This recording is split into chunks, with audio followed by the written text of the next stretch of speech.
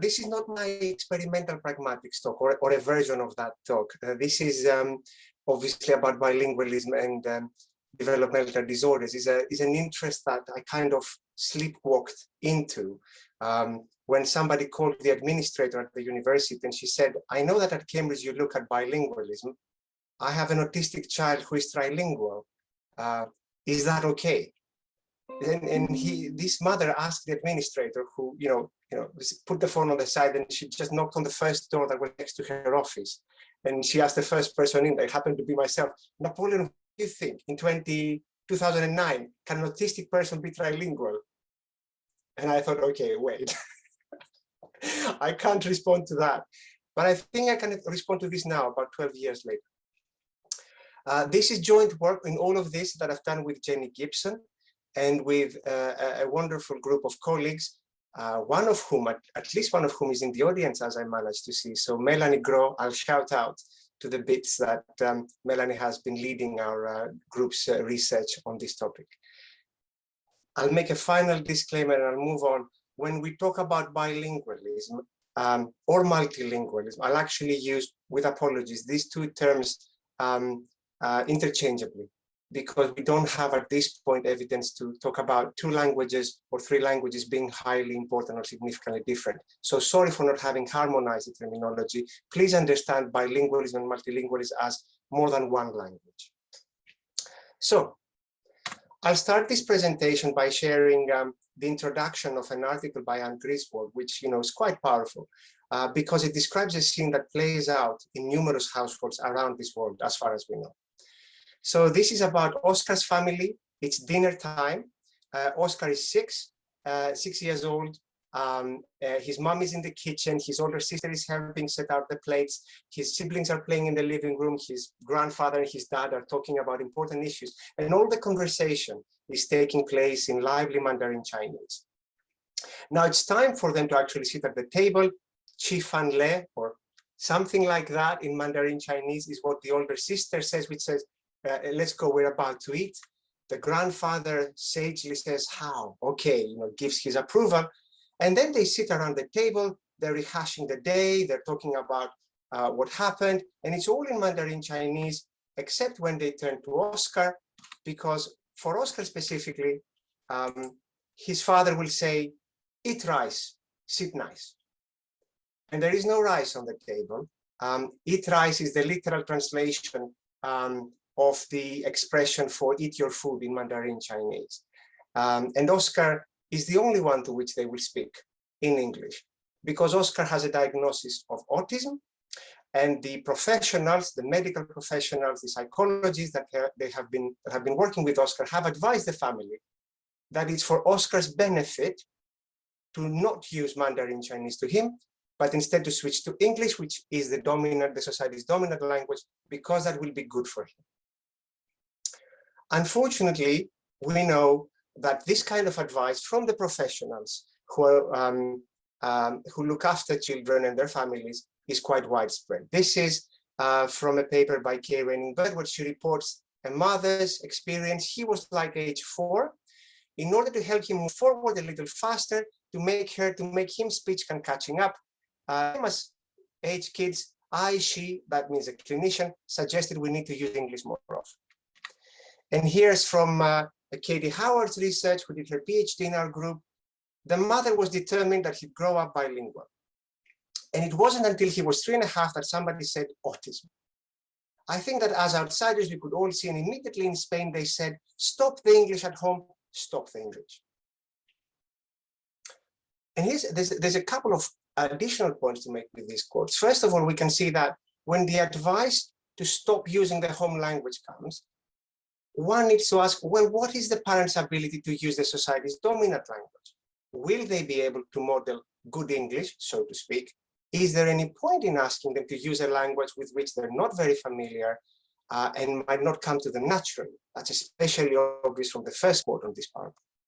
The second very interesting point is that we know from multilingualism research that people have implicit or even sometimes explicit hierarchies of the so-called important of languages.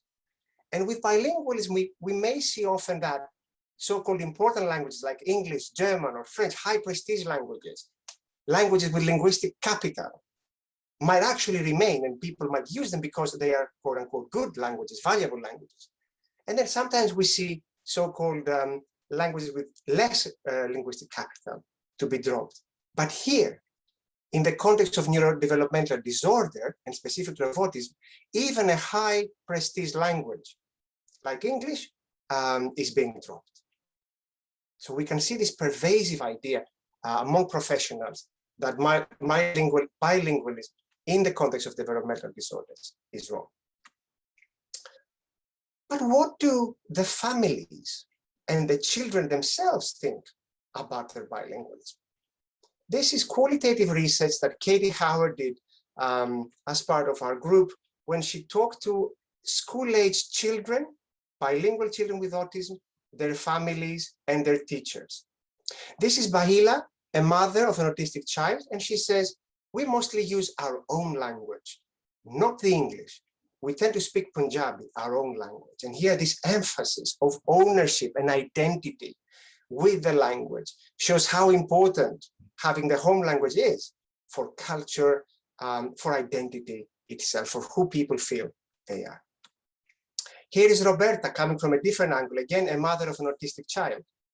It's almost as if for everything, you've got a richer vocabulary, in that you've got vocabulary on two sides, you know, on two fronts. And here Roberta is kind of emphasizing the communicative aspect, benefits of using her home language, Italian in this case, with her child.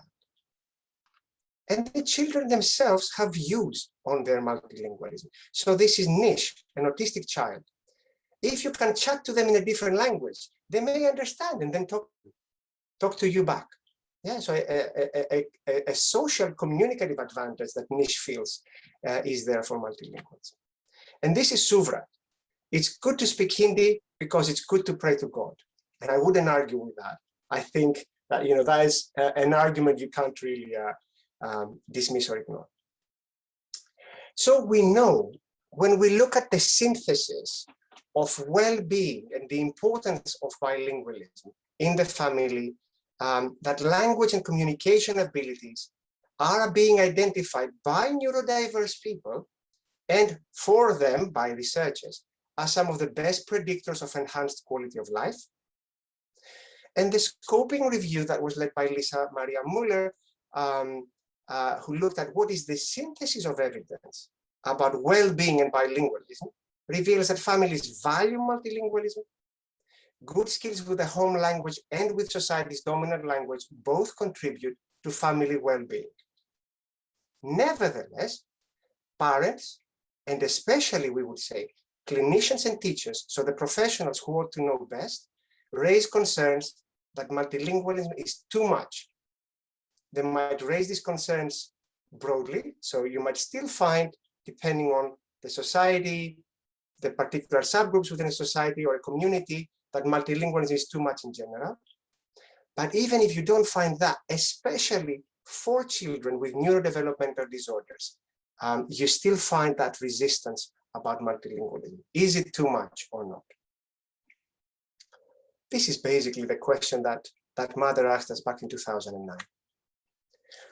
So what I will do in this presentation, referring to work by colleagues within our group, I will first share with you an overview of a systematic review on the effects of multilingualism on language and cognition in neurodiverse populations. And then I will talk more in detail about two studies on multilingualism. One, in children who don't have a diagnosis of autism, in typically developing children, where we looked at the effect of multilingualism on a subgroup which has high autistic-like traits and groups on a subgroup that has low autistic-like traits, because autism is a spectrum, or is a phenotype which is expressed on a spectrum, and on the spectrum where there are high autistic-like traits, one is close to the diagnosis of autism. But for reasons that I will explain, we looked at the non-clinical population first, and then second in work by Sarah Crockford. The first paper is by Drasko Kasselan, and then second in work with Sarah Crockford, we'll talk about clinically diagnosed children. Towards the end, and I hope I have time to talk about that, we'll very briefly see a framework for thinking about language choices for neurodiverse children and their families, to which Melanie Groh has contributed. So here we go. This was a practice review, which we did back in 2016. At the time, the field was emerging, and we felt it was necessary to synthesize the available evidence on multilingualism in non-neurotypical populations, first and foremost, in order to inform clinical practice, because this was a question that was coming up very much from professionals and a real life need to know what the research suggests. Second, the aim was to inform research by appraising the quality of studies in the field and identifying gaps. So basically, for once, we actually practice research the way one should do it. So we read the literature and then we decided what we wanted to do. Frankly, I was impressed. That's not necessarily how I normally do my work. But in any case, we had Mirko Ljarevic leading this practitioner review. I'll present it very in a very condensed way. The inclusion criteria were that the studies were about the neurodevelopmental condition as defined by DSM-5, that there was a bi or multilingual group. We looked at empirical studies only, so quantitative studies, not qualitative, and not synthesis. With participants up to 18 years of age, because we had that developmental perspective. Of course, some of these disorders continue way beyond the 18th year of age.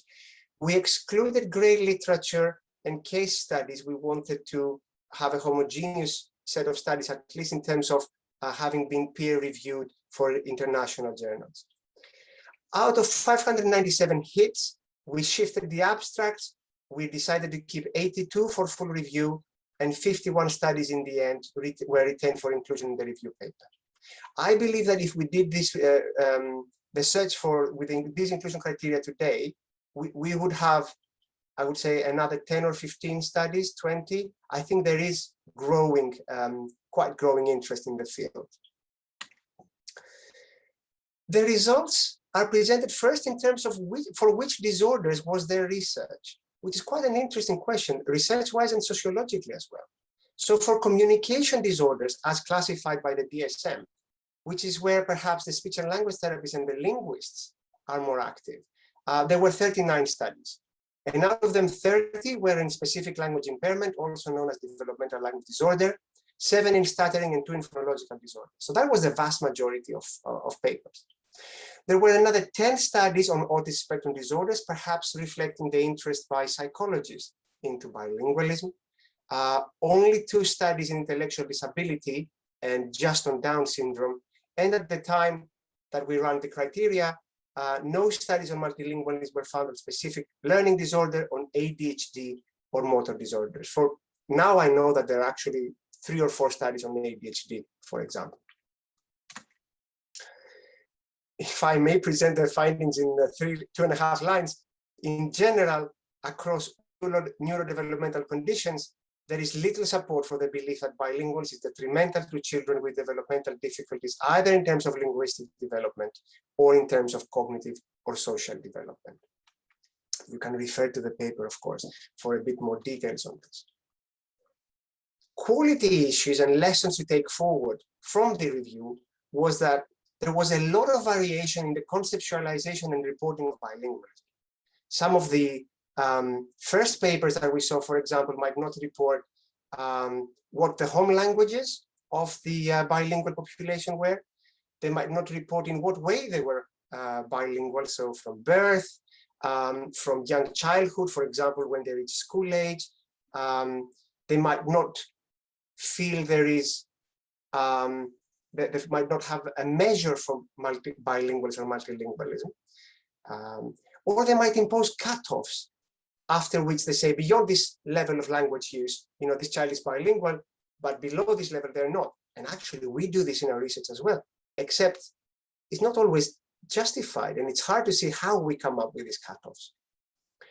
Appropriate group matching was a major issue. So this meant that sometimes studies would match a bilingual group with a developmental disorder with a neurotypical bilingual group. So in fact, in such a case, any conclusions that could be made would be about the effect of that disorder, not so much about the effect of bilingualism. Testing in DL2 only was common, and I think that's, we know where this is coming from, right? It's because as researchers, we tend to work with populations in our own countries who have a home language which is different from the society's dominant language, right? So in England, it would be, we tend to have tools for English and to be able to work in English only. So we would test bilingual populations in their, basically in their L2 only. And then there was reliance on questionnaires, which is related to the previous point, because sometimes if you don't have access to the L1, you don't have the tools to measure the L1, you don't understand the L1, you might resort to a parental questionnaire, which describes skills and competencies that the child might achieve without directly testing, of course, in the L1. So we were resolved to kind of work with these, let's say, directions for improvement and do a little bit better in our own research, but we haven't managed to do this in any spectacular way, though I hope we've contributed something.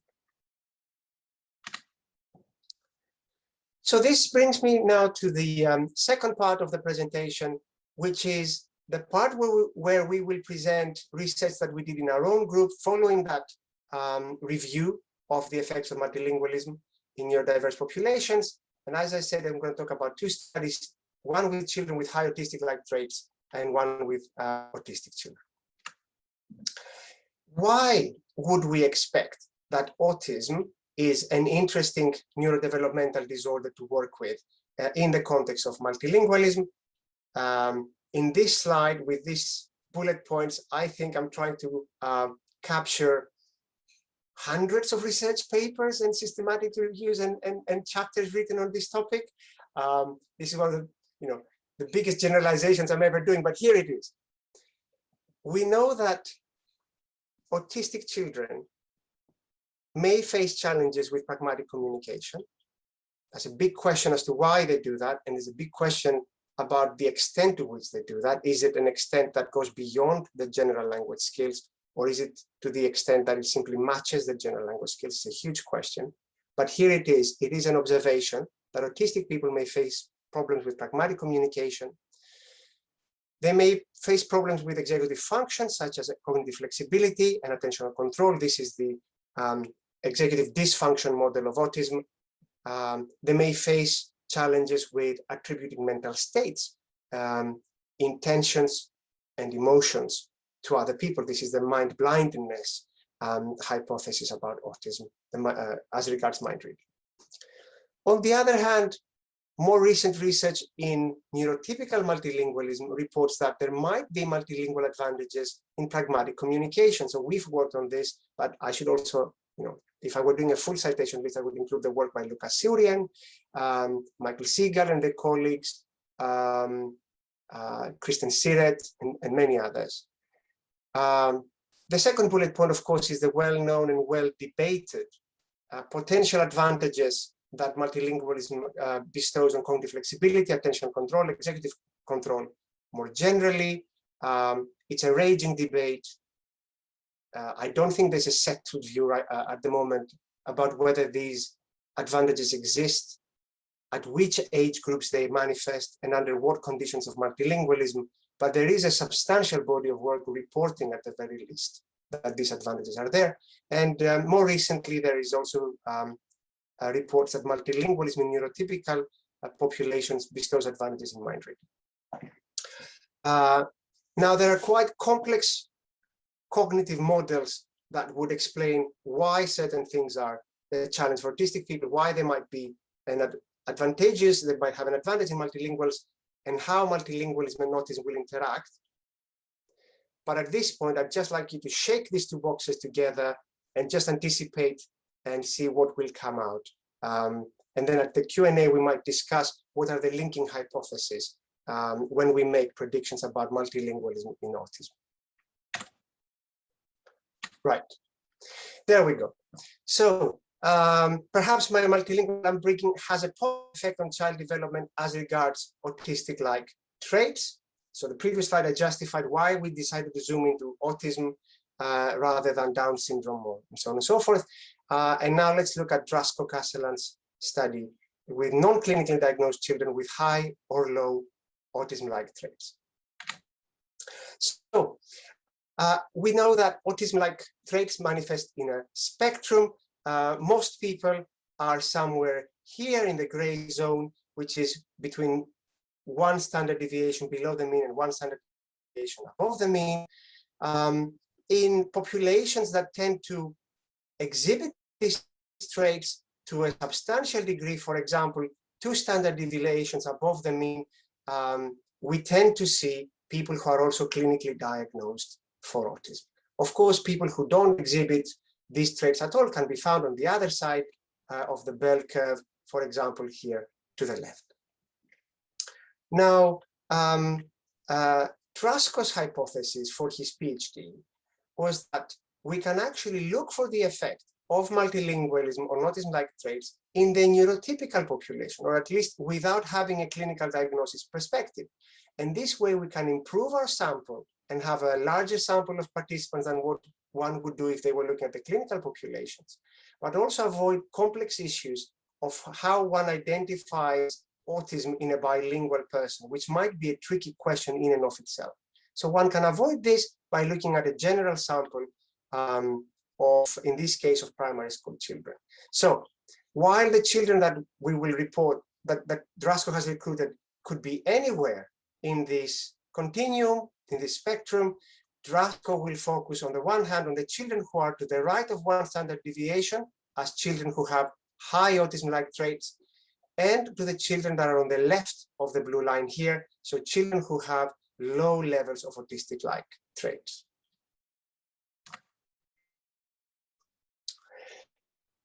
Drasko asked 3 questions. Is there a difference in the proportion of monolingual and multilinguals among with high and those with low level autistic-like traits? Do monolinguals and multilinguals differ in the actual raw score, let's say, in the actual level of autistic-like traits they have? And then what factors account for the observed variance in autism-like traits? And are they the same or different for multilingual or monolingual children?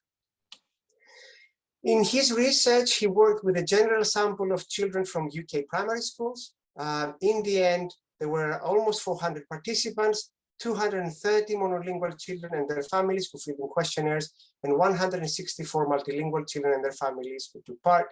And they all spoke English plus another language, one or more of them. The age range was the range of primary school in the UK, 5 to 11 years of age. This study, we administered a parental questionnaire where parents filled in information about themselves, about their children, about the languages used at home and in the community, about their level of parental education, and so on and so forth. And then we used the social skills improvement system rating scales, which has a subscale on autistic-like traits. In order to assess competence with the society's dominant language with English, we used the children's communication checklist too, and specifically the communication, the general language subscales. For the first question, Drasko asked, is there a difference in the proportion of monolinguals and monolinguals and multilinguals among those with high and low levels of arts? Let me show this again with reference to those red lines. So 0 is the middle of the distribution. Anything above the top red line is people, participants, who are 1 standard deviation above the mean for autism-like traits. Anyone below the bottom red line are people who have autistic-like traits at 1 standard deviation below the mean. So people above the red line have high autism-like traits. People below the red line have low autism-like traits. And what Drasko asked is there a difference in the distribution, the proportion of people who are high or low for monolinguals and bilinguals? On the left, you see the bilinguals. On the right, you see the monolinguals. Now, among the low scorers, those below the bottom red line, there were 22 bilinguals and 31 monolinguals. Among the high scorers, those above the red line, there were 26 bilinguals and 32 monolinguals. And the chi-square test reveals that basically there's no effect of language here. Neither the monolinguals or the bilinguals stand out in any way from each other. Now, Let's look, Drasko says, at the actual levels of autism-like traits that they have. Do monolinguals and multilinguals differ in them? So let me show this again visually. On top, we have the monolinguals. At the bottom of the slide, we have the bilinguals. And the red lines again signify who is one standard deviation above or below the mean, therefore low or high autistic-like traits. Let's look to the red lines to the left. So anyone who's to the left of the red line here has low autistic-like traits. These are the monolinguals. Anyone who's to the left line here has low autistic-like traits for the bilinguals. When we look at the scores, these are Z scores, there's actually no difference between the mean of scores here and the mean of scores there. However, when we look at people on the right of the red line, we can see that the monolinguals are scoring up to 3 and up to 4, whereas the bilinguals are scoring mainly up to 3. And in fact, the scores that they have, those who are to the right of the red line, are significantly lower than the scores that are to the right of this red line if they're monolingual. I hope I've managed to convey this reasonably clearly, but please do feel free to ask me in the Q&A.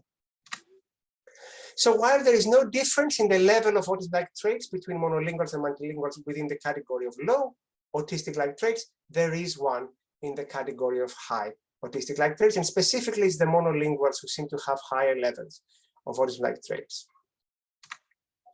The third question that Drasko asked is, what factors account for the observed variance in ALS? So what's associated with the level of ALS that children are presenting? In the first model, Drasko included all the children, almost 400 children, and the predictors were chronological age, sex,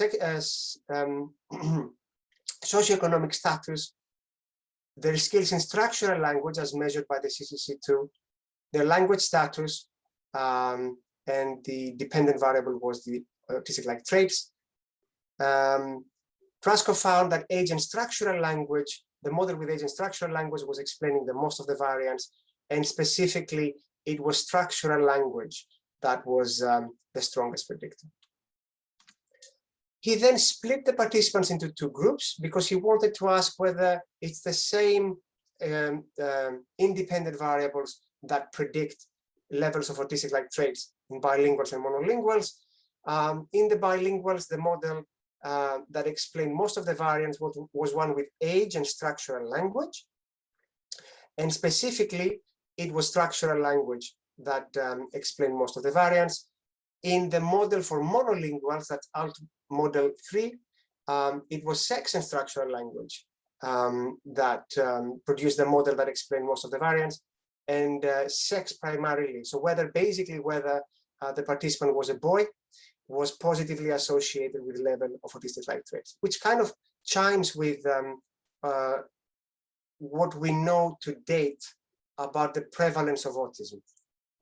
Brackets, there is a huge debate about how the autistic phenotype is expressed in females, and quite possibly a case for female autism to be underreported and underdiagnosed because we might be screening for autism, particularly aiming for the male phenotype. Okay, that's a huge debate. I can tell you for sure that the autism-like traits that we used were informed by the state of the art up to a few years ago, which would have been targeting the male phenotype. We can leave this on the side.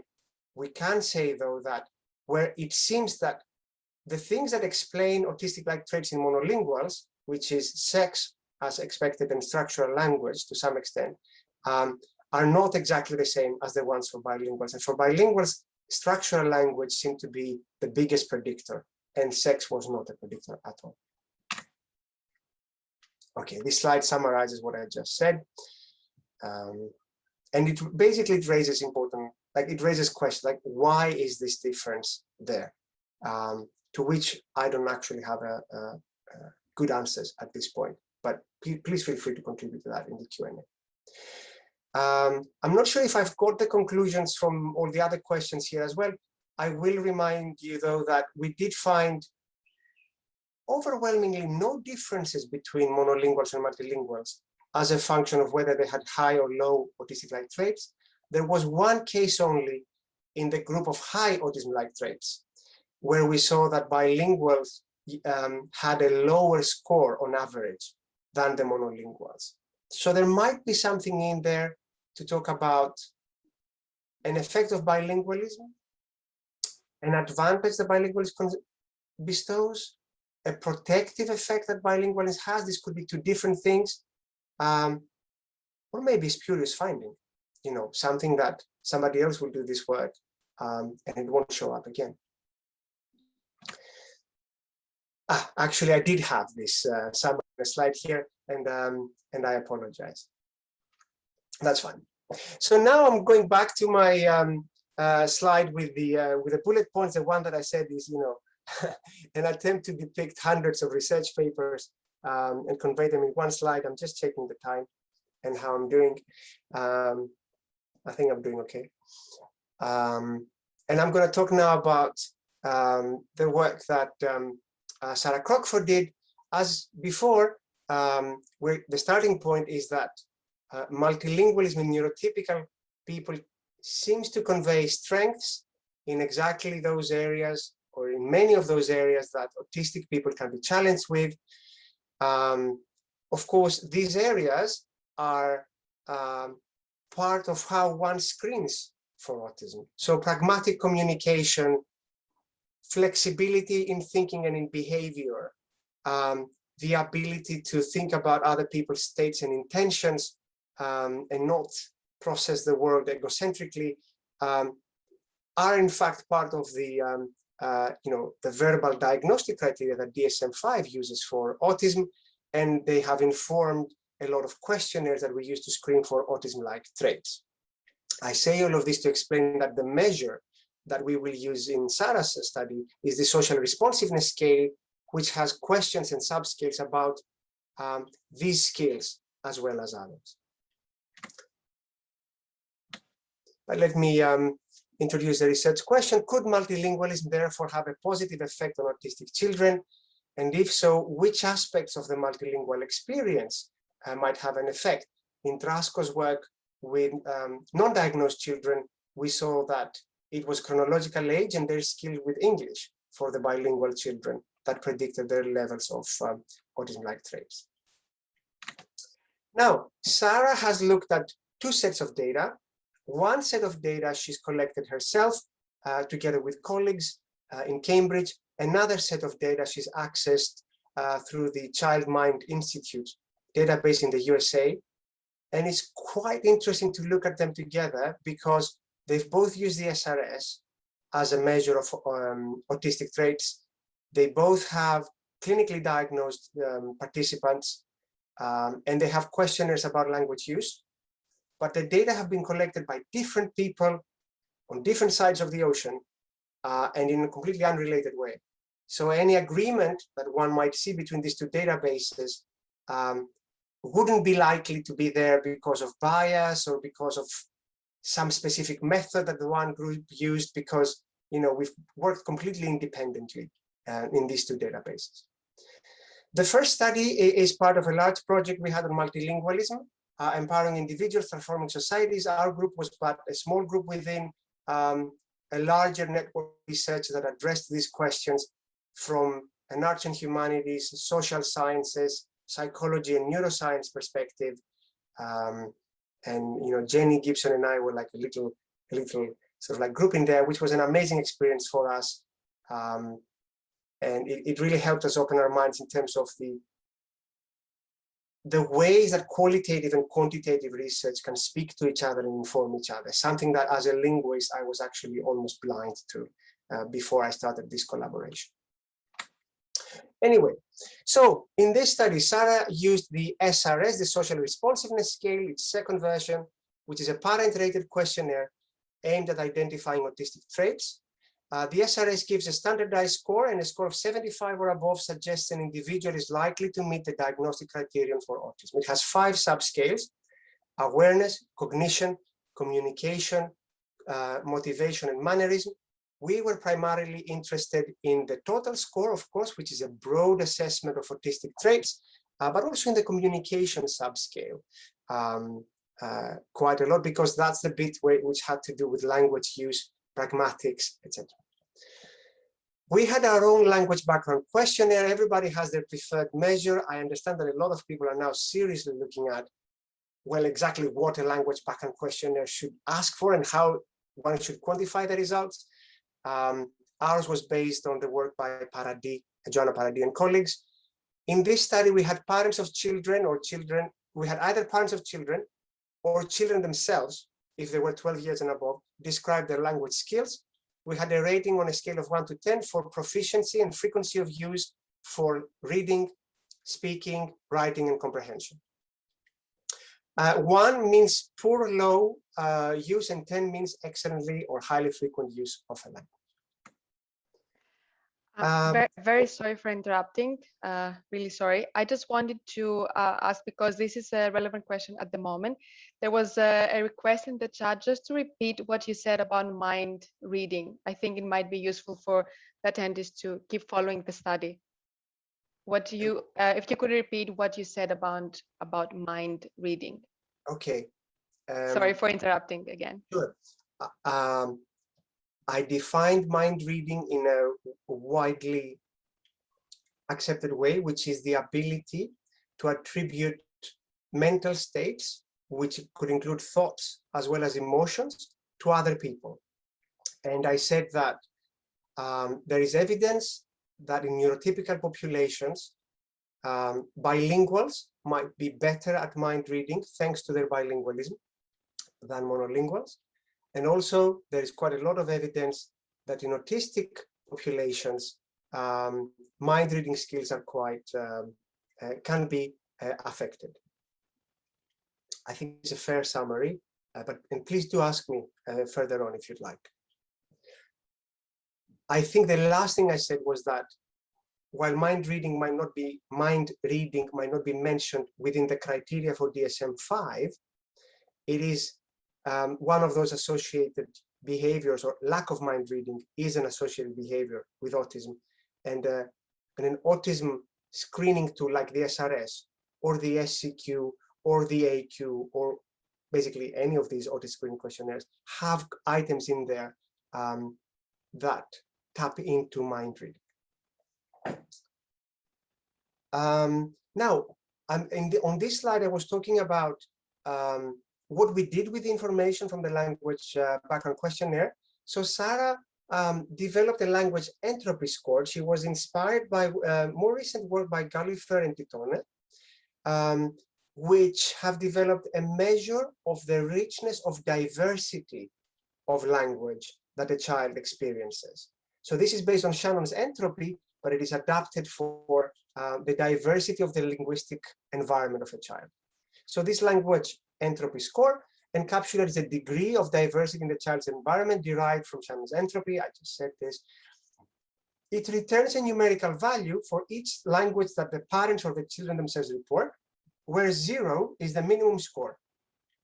And it represents the near certainty that the participant will only use one language. So a monolingual child, as well as a bilingual child, can be given a language entropy score, which is one of the great advantages of using such a measure. You can put everybody on the scale as a continuous scale, and the monolingual will have a score of 0. Score of 0 means I'm dead certain whenever this child is going to experience language, either because they produce this language or because they hear it, it's going to be one language. It's going to, I know which one it will be. However, the higher the value, then the higher the degree of uncertainty, meaning it becomes more difficult to predict which language a participant might be exposed to or they might use. So a bilingual language with 2 languages in their environment, or with 3 languages, depending on the frequency and proficiency of use of this language, the frequency of use of these languages will have a different entropy score. I can talk a little bit more about this later if you're interested, though the expert on this is either Gullifer and Titone or Sarah Crawford. So for the first data set, the one we collected in the UK, there are 76 complete data sets of autistic children. The average age is 9.5 years. 38 children were monolingual, 38 were multilingual to some extent. We used the language background scores, we used the SRS2. These children were tested by the Cambridge group if they were younger than 12. Some children, adolescents from 12 to 19, were tested as part of Sarah Crockford's master's study at UCL's Institute of Education. So just talking about the provenance of the data. And before I show you the results, I'll tell you about the other data set that Sarah is working on. So this is a data set that we've had nothing to do with, except of course that we have access to the data in the United States by the Child Mind Institute, which you can sign a collaboration agreement with them and access this kind of data. Now, in their data set, they have 73 complete data sets of autistic children. Of course, they have hundreds and thousands of data sets of neurotypical children and children with other developmental disorders, just 73 for autistic children. 33 of these children have some degree of multilingual exposure. 40 were monolingual. The age of the children is quite comparable to the age of the children that we looked at. So we were 9.5, here the children are 10.2. The data set includes diagnostic information, language background questions, and the social responsiveness scale. So that was the big attraction, that they're using the same dependent variable as we are. Right.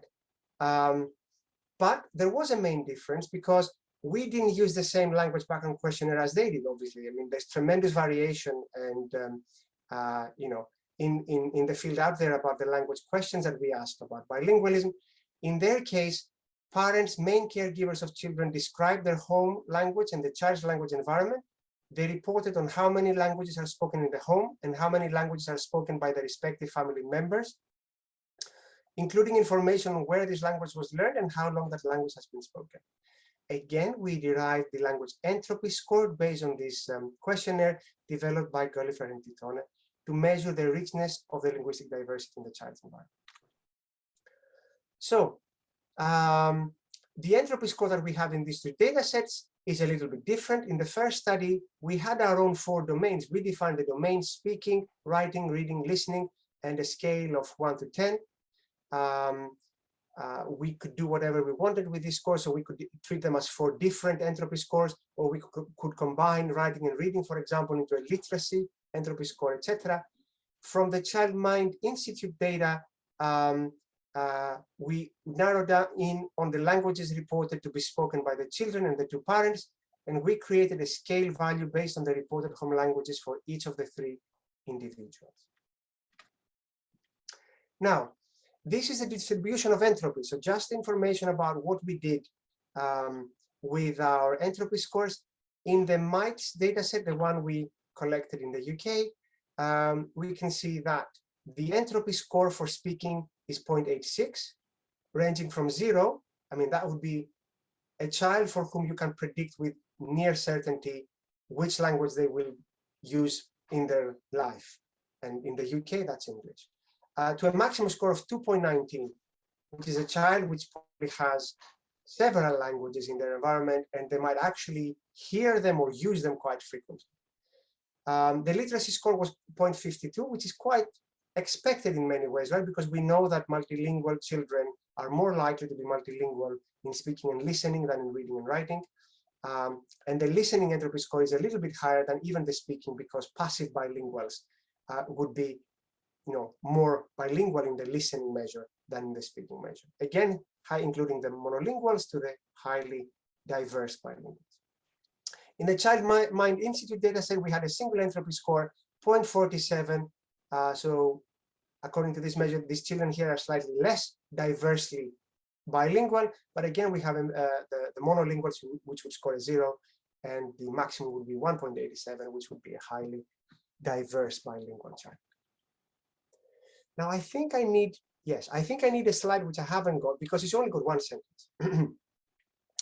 The slide that I'm missing says that when we look at the SRS scores and we do group-wise comparisons, so we compare the monolingual autistic children to the bilingual autistic children, there is no significant difference.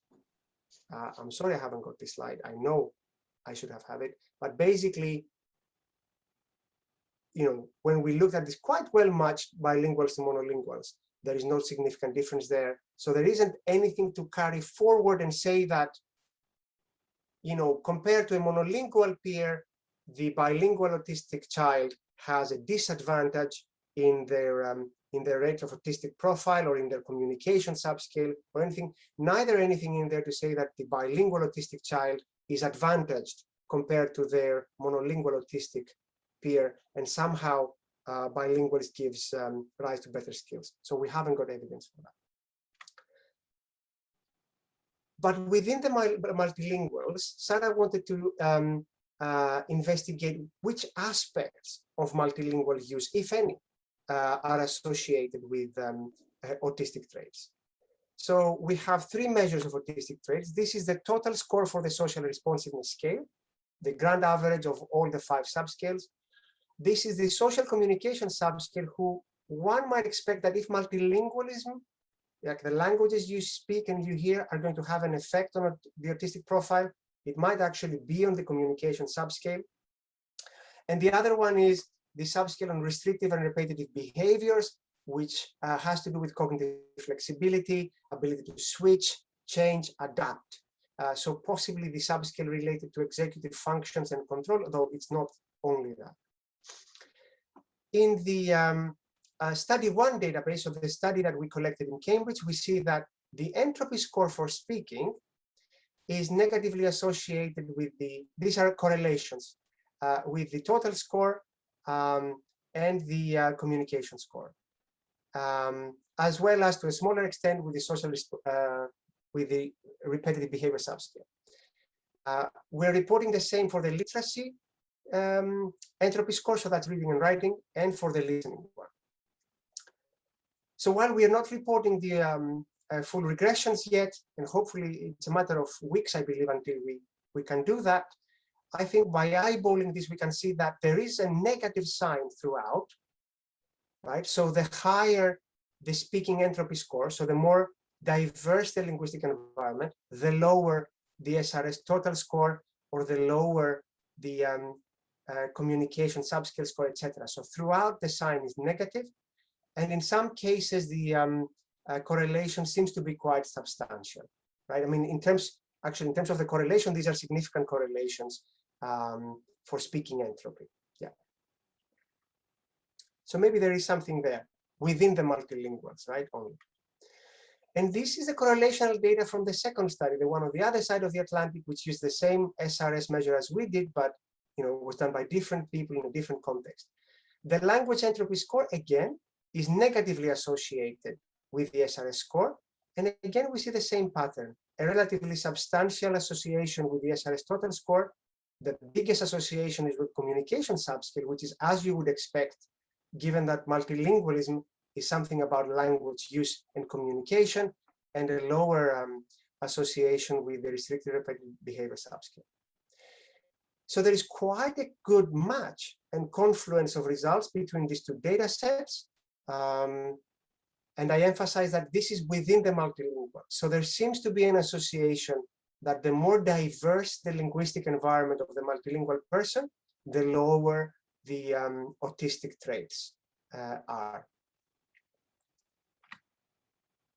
Okay, I think I've just said this is within the multilingual group. Higher multilingualism as measured by language entropy is negatively associated with SRS scores. Just checking for time. I'm doing okay. While there are no robust differences in terms of autistic traits between monolingual and multilingual groups, this was my missing slide, it seems that the more balanced a participant's multilingualism, so the more languages there are there, rather than there being just one dominant language and one other language with a very low score, the more balanced the profile is, the lower the autistic traits. And this is the slide where we bring the qualitative research that, for example, Katie Howard did, talking to the autistic children, their families, their teachers, and we bring this together with the quantitative research that Drasko Kasselan did, primarily here, Sarah Crockford. So in the previous slide, I said that the more balanced the multilingual participants were, the lower the level of autistic traits. And I think this is where we can ask, well, which way does the causality flow? Okay, is it that the more multilingual one is, the lower the scores? Or is it that the lower the scores, the more multilingual the child can become? This is Roberta again, the mother of the Italian bilingual autistic child. One of the issues with autistic kids is, that they can find it difficult to be flexible in situations. So the fact that he has to switch codes, so with the codes comes a whole universe almost, I think that actually is a good way of practicing, flexibility. And it feels like Roberta is reading Scientific American or something like that, because she's really reporting, in her experience, an advantage that her child has got now, thanks to the fact that the child is multilingual. So multilingualism bestows this advantage, fewer autistic-like traits, easier to be flexible. This is Julie, again, the mother of an autistic child. It's made him have to gauge somebody else's preferences before he opens his mouth. He's making those judgments. Do I speak to them in English or in Welsh? So that's really important, especially when this sort of stereotype of information about autism. This is the mind blindness, mind reading thing that we mentioned before. Julie is reporting that she feels that this kind of training, that this kind of skill that her son has, that he needs to monitor the social environment and code the social environment as like speaker of English versus speaker of French, is making them more aware about other people's preferences. Again, this would be compatible with the positive effect of multilingualism on autistic-like traits. But here's Anya and what she reports about her child. Slowly, I started working with him at mix matching, code switching, so switching from one language to another. And he used to cry. And then I said, it's fine. And I used to let him cry. Okay, you're crying, it's fine. And we have decided just one language, right? So here what Anya is reporting is that for her child, it felt that bilingualism was too much, too hard. So they have decided to just use one language and have a monolingual environment. And very hypothetically speaking, if that decision happened when her child was 3 or 4 or 5, and then some researcher came at the age where her child was 11 or 12 or 13, and they looked for autistic children, and they were giving them the language background questionnaire, and you'd see how this child is included in those studies, this child with possibly high autistic traits who felt unable to be bilingual. This child would be reported in our hypothetical study 10 years later as a monolingual child. So children who started off bilingual, but who stopped maintaining the home language, might then be seen as monolingual in future studies, but they will be the children with the most autistic traits. Yeah, so this raises the possibility that the causation flows from high autistic traits to low bilingualism, rather than from high multilingualism to low autistic traits. I'm not sure if I'm communicating this clearly. We can talk about this later. Yes. So while we don't know if multilingualism helps lower autistic traits, or if children with fewer autistic traits are better at becoming multilingual, we do know that, first of all, there is an association between multilingualism and autistic traits, and that whichever way the causality flows, families value multilingualism, and good home language skills, as well as society dominant language skills, both of them contribute to family well-being. This is the scoping review that Lisa Maria conducted, and also the qualitative data that Katie presented, that I shared from Katie's work about multilingualism. So now I'm at the very end of the presentation. I will just very briefly mention that we can now start thinking of a framework for conceptualizing the language choices that neurodiverse children have to make, can make, and of course their families may make. And it's good to start going back to foundational principles. So this is part of the work that Melanie Groh is doing for her PhD. She's looked at the United Nations Convention for the Rights of the Child. And while there is no mention, of course, of bilingualism and neurodevelopmental disorders, she's identified 2 articles whose combination is a good starting point for protecting the communication rights of autistic children. So Article 23 says that a child with a disability has the right to live a full and decent life with dignity and independence and to play an active role in the community. Governments must do all they can to support disabled children. And that's the article on disability. Article 30, every child has the right to learn and use the language, customs, and religion of their family, whether or not these are shared by the majority of the people in the country where they live or not. And the combination of the two gives us a starting point for protecting communication rights of children with autism and with other neurodevelopmental disorders. Key messages: there's no evidence to support the recommendation of forced monolingualism. Practitioners should discuss with children and families the potential negative outcomes of restricting multilingual use on participation in society, in the family itself, and to access to human rights. It's possible that multilingualism conveys some advantages to autistic children, but far more research needs to be done on this to understand if the association is robust and in which way does the causality flow. And perhaps the key message here is that children and families should feel empowered to reach informed decisions for themselves. So no one should take away the right from Roberta and from Julie to maintain the multilingualism and to use the home language with their children. Nobody should persecute and accuse Anya for having made the wrong choice if she very clearly felt that multilingualism was not working for her child and for her family. And if we can spread the message in all ways that we can, and through our networks, through our Twitter accounts, through this or to that, I think that is a service that we can do as researchers to society. And of course, there is a lot of research content in there for us as well. So these are some of the people who have contributed. Some of them I acknowledged to the presentation, some of them I didn't.